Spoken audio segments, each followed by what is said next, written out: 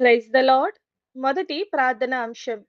ఛత్తీస్‌గఢ్ రాష్ట్రం చంపాలాలోని ఒక చర్చిలో మతోన్మాదులు ఆరాధన సమయంలో లోపలికి వచ్చి పాస్టర్‌ను చుట్టుముట్టారు. తరువాత పోలీసులు వచ్చారు.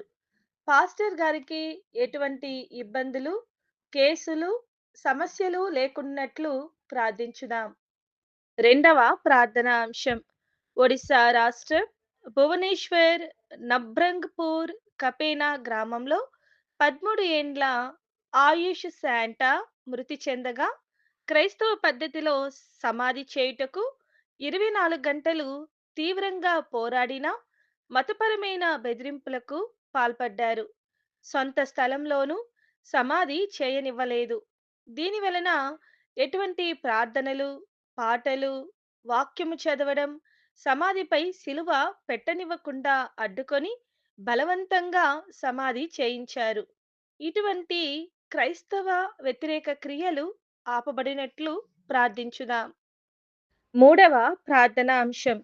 ఉత్తరప్రదేశ్ రాష్ట్రంలోని బిజ్నోర్ జిల్లాలో క్రీస్తు నిమిత్తము జైల్లో ఉన్న పాస్టర్ దినేష్‌కు జిల్లా కోర్టు బెయిల్ తిరస్కరించింది. హైకోర్టులో బెయిల్ కోసం దరఖాస్తు చేసుకున్నారు. ఈయన శారీరకంగా వికలాంగుడు మరియు కాలేయ వ్యాధితో బాధపడుతున్నాడు.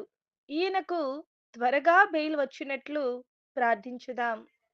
నాలుగవ ప్రార్థనా అంశం.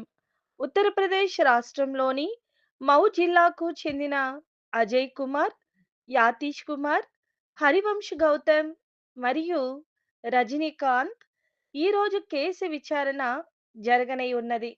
వీరికి బెయిల్ దొరుకునట్లు ప్రార్థించుదాం. ఐదవ ప్రార్థనా అంశం. బ్రిటన్ పార్లమెంటులో నూతనంగా సభ్యుడుగా ఎన్నుకొనబడిన ఉదయ్ నాగరాజ్ భగవద్గీతం చేతపట్టుకొని పదవీ ప్రమాణం చేశాడు. క్రైస్తవ దేశంలో ఇటువంటివి దూరమగునట్లు ప్రార్థించుదాం. ఆరవ ప్రార్థనా అంశం. మన దేశంలోని వివిధ రాష్ట్రాల్లో, వివిధ జిల్లా జైల్లో ఉన్న పాస్టర్లు, విశ్వాసులు ఈ వారం జరుగు బెయిల్ విచారణలో అందరికీ బెయిల్ దొరుకునట్లు ప్రార్థించుదాం. ఏడవ ప్రార్థనా అంశం. మన దేశంలో ఇంకనూ సువార్త అందని దాదాపు 8,000 మంది తెబా తెగకు చెందిన గుజరాత్ వాసులు సువార్తను విని రక్షణ పొందునట్లు ప్రార్థించుదాం.